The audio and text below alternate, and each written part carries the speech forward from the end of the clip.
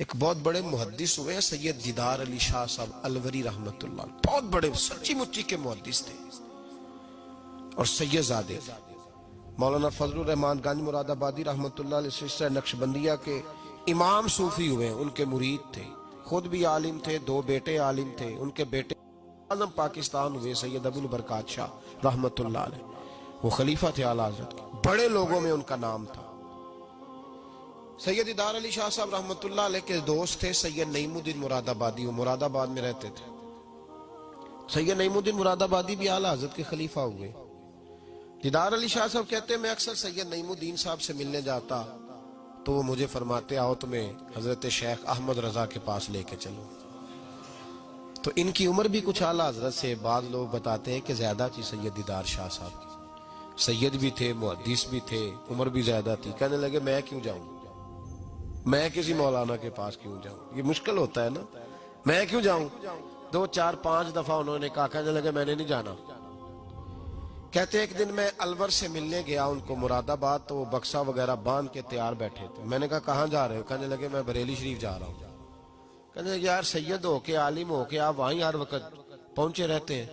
कहने लगे यार एक मेहरबानी कर, आज चल तो सही मेरे साथ, तू अजय मेरा महबूब नहीं डिठा, तू अजय तू डिठा ही नहीं तो तेनू की पता हो भाई, तू डिठा ही नहीं, तू अजय मेरा महबूब नहीं डिठा जिन्हों वेख के चंद शर्मावे, जे रखे हथ नाल फुल्लां ते हथ फुल्लां दा मान वधावे, अद्धी राती चंद चढ़ जांदे जदों जलवा फरमावे। का चल तो सही यार। तो सैयद दीदार शाह साहब कहने लगे मैंने सुना है जात के पठान है, तबीयत के सख्त है। कहने लगे यार चल तो सही, जात के पठान है तबीयत के। कहते दोनों के दरमियान बात हुई पर सैयद साहब ने मुझे तैयार कर ही लिया, मैं बरेली शरीफ चला गया। फरमाते हैं जब हम बरेली शरीफ पहुंचे तो रजा मस्जिद के अंदर ना असर की जमात हो रही थी। सैयद नईमुद्दीन साहब रहमतुल्लाह अलैह का वजू था, वो जमात में शामिल हो गए। तो मस्जिद के बाहर कुआं था, मैं वहां चला गया वजू करने के लिए। तो एक छोटा सा बच्चा था 8-10 साल का, उसने पानी निकाला हुआ था वजू करने के लिए। सैयद दीदार शाह साहब कहते हैं मैंने जल्दी से जाके ना पानी उठाया। मैंने कहा कोई खादम है नमाजियों को वजू कराता है। मैंने पानी उठाया तो बच्चा कहने लगा बाबा जी इजाजत तो ले लो पहले। तो मैं चुप कर गया। तो मैंने कहा चलो इजाजत दे दो, वजू करना है। तो कहते हैं बच्चा कहने लगा आपको मसले का पता होना चाहिए कि नाबालिग अपनी मर्जी से भी अपनी चीज किसी को नहीं दे सकता। फरमाते हैं मेरे उसी वक्त दिमाग में घंटियां बजी। मैंने कहा सैयद दीदार अली शाह अहमद रजा के मदरसे के तो नाबालिगों का इल्म भी तुझसे ज्यादा है, उसके मदरसे के तो नाबालिगों का इल्म भी तुझसे ज्यादा है। छोटा बच्चा कहने लगा आपको मसले का नहीं पता कि नाबालिग अपनी मर्जी से भी अपनी शय नहीं दे सकता। फरमाते हैं उसने वजू किया, फिर उसने खाली किया बर्तन, फिर मैंने पानी निकाला, वजू किया। अब सैयद साहब तो मिल गए थे एक रकत में, मैं था या सैयद साहब थे जब हमारी बात हुई थी। क्या कहा था उन्होंने, जात के पठान है तबीयत के सख्त है। कहते हैं सैयद साहब जमात में शामिल हो गए, उनकी रखते बाकी थी, वो नमाज पढ़ रहे थे।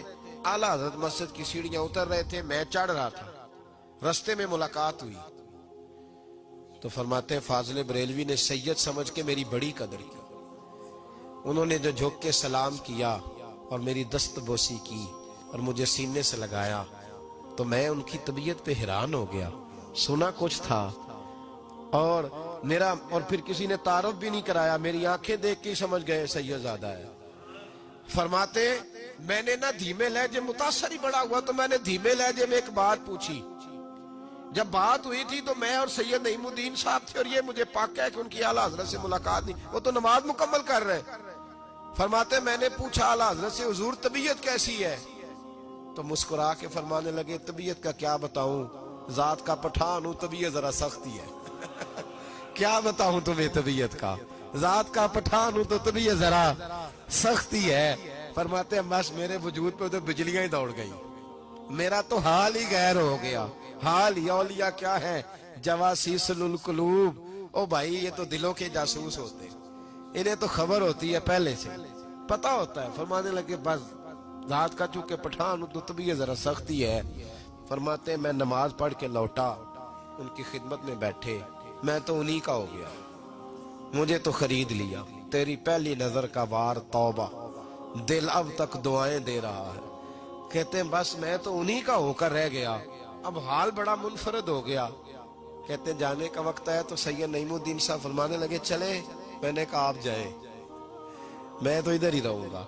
आला हज़रत रहमतुल्लाह अलैह बसीरत की रोशनी, तकवे और सारी जिंदगी दर्स किया दिया, रसूलुल्लाह से प्यार करो, नबी पाक से सारी। और पता है जिंदगी क्या थी फाजिल बरेलवी की? नेमतें बांटता जिस सिमत वो जीशान गया, साथ ही मुंशी रहमत का कलम दान गया। इन्हें जाना इन्हें माना न रखा गैर से काम, लिल्लाहिल हम्द मैं दुनिया से मुसलमान गया।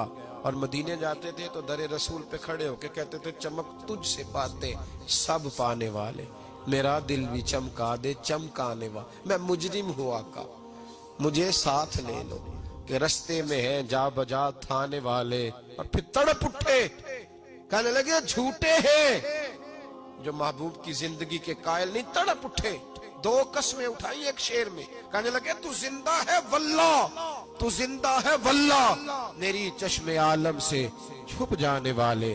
फाजिल बरेलवी रहमतुल्लाह ने ढांगी बदल दिया, रांगी बदल दिए, इश्क रसूल की तहरीक बन गए आला हज़रत। जहां उनका नाम आएगा साथ हुजूर की नातें भी आएंगी, जहां उनका नाम आएगा हुजूर के हुस्न जमाल का तज़किरा भी आएगा, जहां उनका तज़किरा आएगा वहां महबूब की गुलामी का जिक्र भी आएगा।